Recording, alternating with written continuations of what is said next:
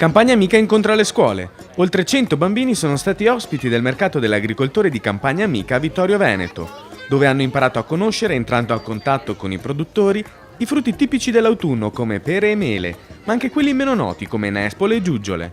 Il mercato agricolo deve diventare sempre più un luogo di cultura dove noi contadini in qualche modo portiamo la nostra esperienza. Sappiamo benissimo tutti che le nostre scuole non hanno soldi, non hanno fondi.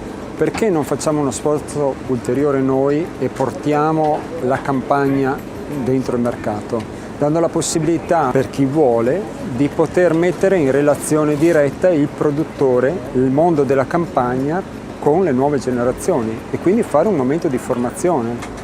L'iniziativa rientra nell'attività di Coldiretti Treviso che attraverso la vendita diretta onora il patto tra produttori e consumatori.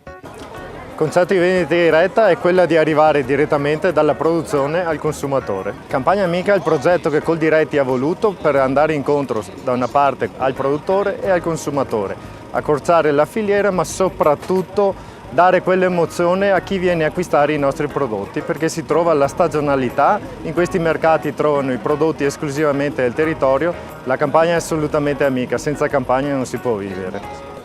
Questa è senz'altro un'intuizione bellissima che ha avvicinato i produttori al consumatore, ma non solamente dal punto di vista economico e dal punto di vista della qualità del prodotto. Qui si è creato anche un rapporto emozionale tra i due soggetti, il contatto diretto appunto tra chi usa questi prodotti a chilometro zero e tra chi li produce con la fatica e col sudore e con le proprie mani. Quindi qualcosa che ha riavvicinato il mondo agricolo al mondo dei consumatori. E a giovare di questo nuovo modello di rapporto tra produttore e consumatore sono innanzitutto le stesse aziende. Per molte aziende è stata una chiave di volta, molte aziende che erano destinate a chiudere, visto anche lo scarso guadagno che ne ricavano con altri sistemi di vendita, quello di incontrare direttamente il consumatore è stata una chiave importante perché hanno affezionato il consumatore alle loro produzioni, il consumatore inizia a capire che acquistando direttamente dal produttore la qualità è migliore perché per garanzia ci mette anche la faccia, perché quando vanno ad acquistare un prodotto lo trovano e sanno che sono di quella persona, di quell'agricoltore che lo produce, ma soprattutto è prodotto del territorio.